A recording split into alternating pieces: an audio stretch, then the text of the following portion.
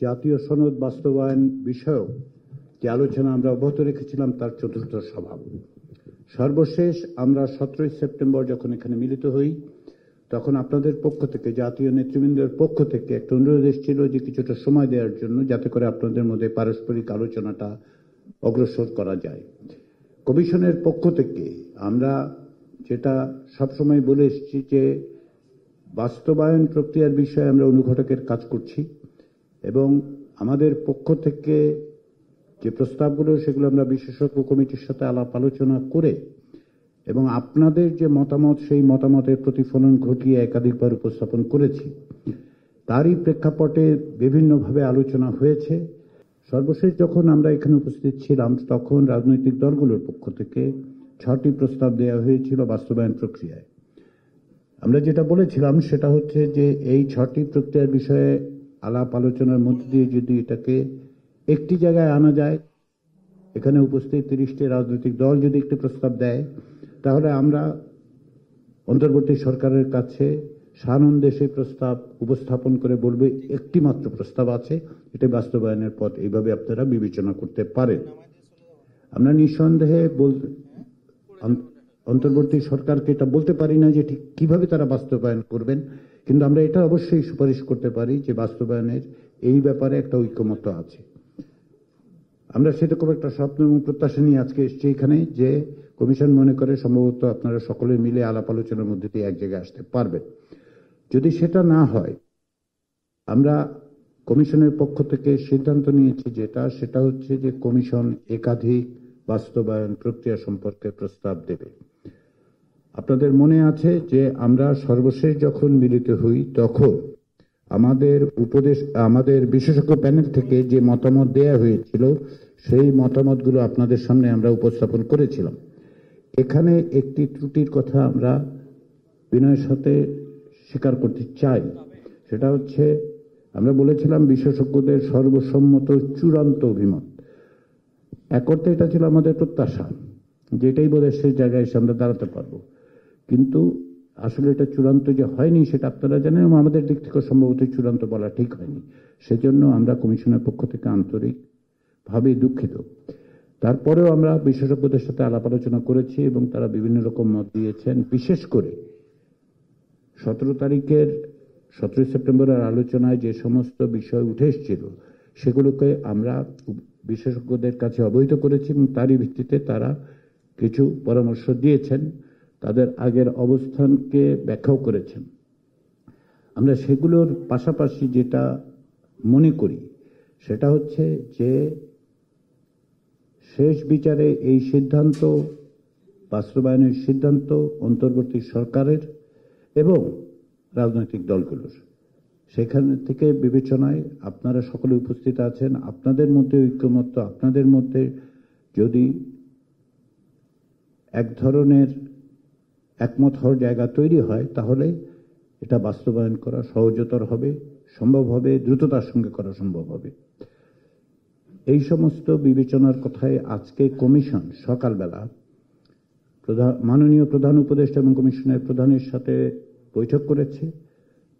তিনি সবসময় এই বিষয়ে খোঁজখবর রাখছেন এবং আবারও আজকে সকালে বৈঠকে তিনি অত্যন্ত দ্রুততার সঙ্গে কাজ এগিয়ে নিয়ে যাওয়া এবং বাস্তবায়ন প্রক্রিয়া সহ বিশেষত সনদের জায়গাতে সনদকে সকলের গ্রহণযোগ্য করে সকলের স্বাক্ষরিত একটি রাজনৈতিক দলিলে পরিণত করা যায় কিনা সে বিষয়ে আমাদের তাগিদ দিয়েছেন।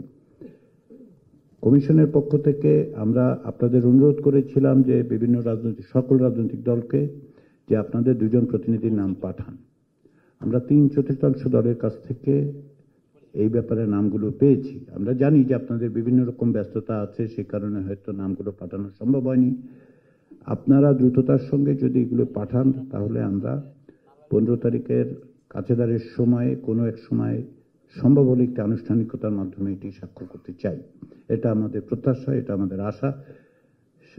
কিন্তু অত্যন্ত ইতিবাচক দিক হচ্ছে যেটা 3/4 বেশি কয়েকটি মাত্র দল এখন বাকি আছে এবং তারা, আমরা মনে করি যে বিভিন্ন ব্যস্ততার কারণে সম্ভবত সম্ভব হয়নি বা অন্যান্য বিবেচনা থেকেও নাও হতে পারে। তো আপনারা যদি এই বিষয়ে একটু মনোযোগ দেন তাহলে সনদের কাজের জায়গাটা আমরা ইতিমধ্যে যা সম্পাদিত হয়েছে সেটা শেষ করে ফেলতে পারি আর কি।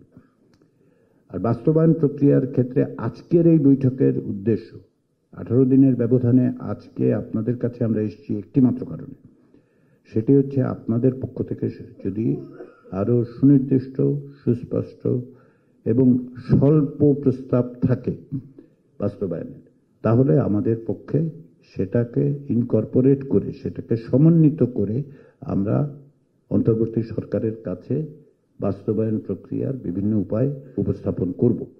আমাদের লক্ষ্য হচ্ছে যে অবশ্যই 15 অক্টোবরের আগে এই প্রক্রিয়া শেষ করতে হবে। সামনে নির্বাচনী প্রক্রিয়ার সঙ্গে আমরা দেখতে পাচ্ছি যে রাজনৈতিক দলগুলোর বিভিন্ন সাংগঠনিক ব্যস্ততা আছে, নির্বাচনী প্রস্তুতি আছে, আপনারা বিভিন্ন এলাকায় যাচ্ছেন, সেগুলো যেন বাধাবিঘ্ন না হয় সেটা আমরা করতে চাই। তাছাড়া মেয়াদের দিক থেকে 15 অক্টোবরই মেয়াদ শেষ হবে, তারও আগে আমরা এটা শেষ করতে চাই। সেই বিবেচনায় আজকে আমরা প্রত্যাশা করছি, আমরা আশা করছি যে আজকে আপনারা সুনির্দিষ্টভাবে উপস্থাপন করবেন। এক্ষেত্রে একটু স্মরণ করিয়ে দিই, আপনারা প্রত্যেকটি রাজনৈতিক দল যার যার অবস্থান থেকে দলীয় অবস্থান আপনারা বলেছেন, আপনারা লিখিতভাবে দিয়েছেন, আলোচনা করেছেন। আমরা সব মিলে আগে যে 3 দিন বৈঠক করেছি সেক্ষেত্রে আপনারা বলেছেন। ফলে আপনাদের প্রতি আমাদের আন্তরিক অনুরোধ হচ্ছে একটাই, দলীয় অবস্থানটা আমরা জানি, সকলেই জানি, পরস্পরও জানি। আপনার পাশে যিনি বসে আছেন, আপনার থেকে দূরে যিনি বসে আছেন তিনি জানেন।